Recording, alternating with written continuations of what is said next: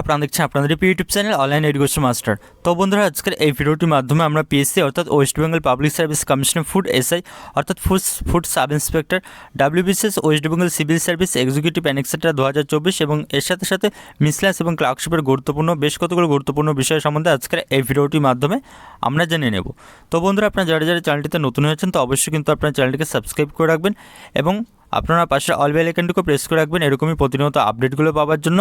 এর সাথে সাথে আপনারা আমাদের টেলিগ্রাম চ্যানেলে জয়েন হয়ে যাবেন। তো সেই টেলিগ্রাম চ্যানেলের লিঙ্ক এই ভিডিওর নিচে ডেসক্রিপশন বক্সে দেওয়া থাকবে।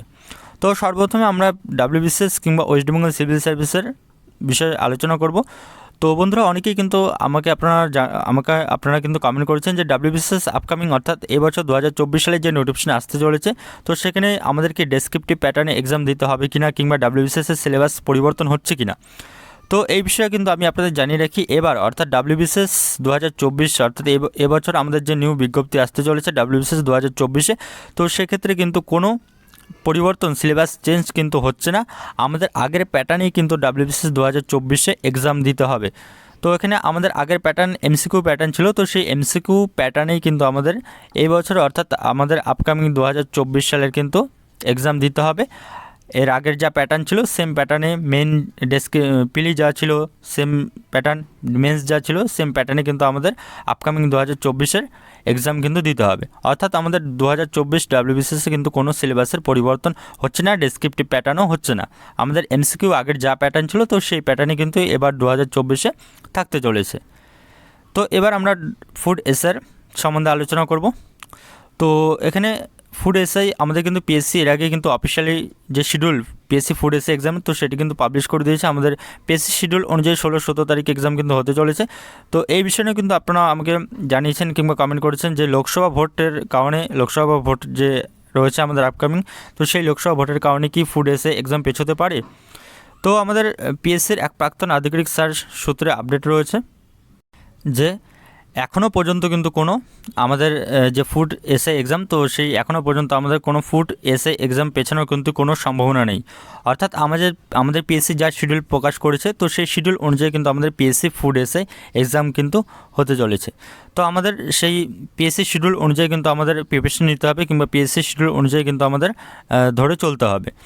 তো যেহেতু কিন্তু এখনও আমাদের অফিসিয়ালি লোকসভা নির্বাচনের নির্ঘণ্ট কিংবা লোকসভা নির্বাচনের যে শিডিউল, তো সেটি কিন্তু লোকসভা নির্বাচনের শিডিউল এখনও অফিসিয়ালি পাবলিশ হয়নি।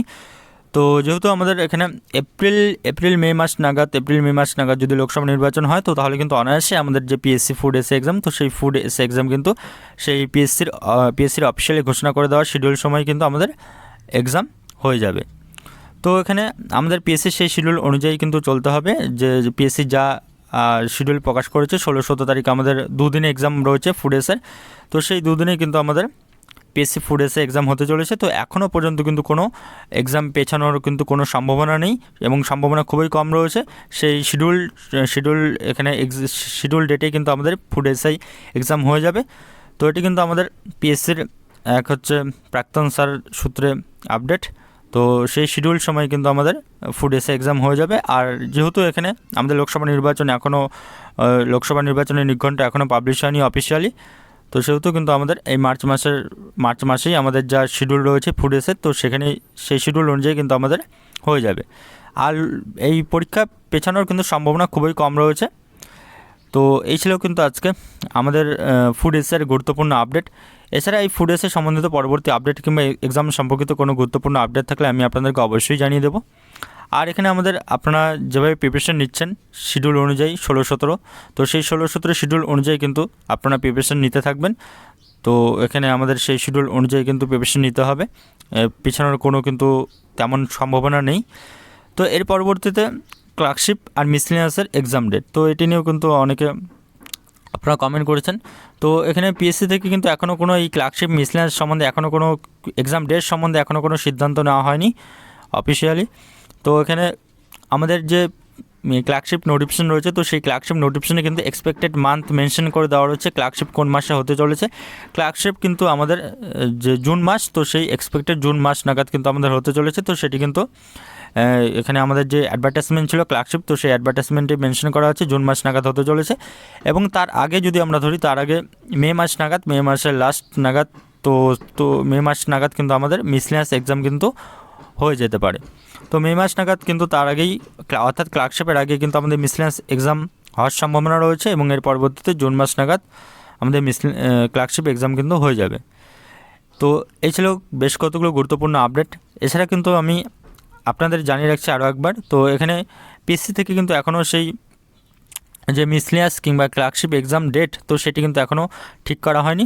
তো যেটি এখানে এক্সপেক্টেড মিসলেনিয়াসের যে মান ভাবা যায়, তো সেটি হলো মে লোকসভা নির্বাচনের পরপর সময়, এবং ক্লার্কশিপের যে এক্সপেক্টেড মান, তো সেটি কিন্তু অফিসিয়ালি পিএসসি নোটিফিকেশনেই জানিয়ে দিয়েছে, জুন মাস নাগাদ হতে চলেছে। তো এই ছিল কিন্তু আজকে আপনাদের জন্য বেশ কতগুলো গুরুত্বপূর্ণ আপডেট।